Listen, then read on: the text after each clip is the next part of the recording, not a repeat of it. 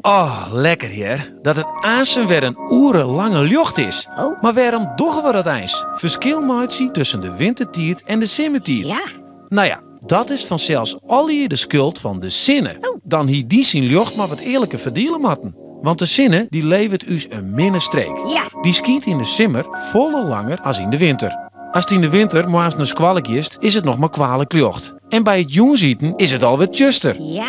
En simmerdijs is de zinnen er al lang als het van bed komt. En maar als jongens bij die lucht alweer sliepen gaan. Hartstikke onhandig dus.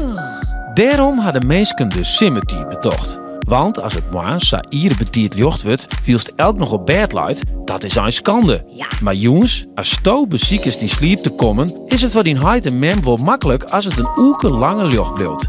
Dan hoegen de lampen in huis net aan en de kachel ook net. Dat scheelt dus energie, die we ommers gratis en vergees van de zinnen krijgen. Ja, ja. Probleem is alleenig dat die lichaam vol wennen maakt onder oergel. Samen een oerke jeder eten, sliepen. Gewoon mensen hebben daar echt moeite mee. En er komen heel tijd meer bewijzen dat het eens net seizoen is, die simmertijd. Nee. Daarom wordt er nou weer praten om die simmertijd maar aan te schaffen. Maar in elk geval dit hier nog, kies genietje van een oerke langer lucht. Mooi. Vies het ook goed om in te kijken? Klik dan op de rode button en abonneer op het YouTube kanaal.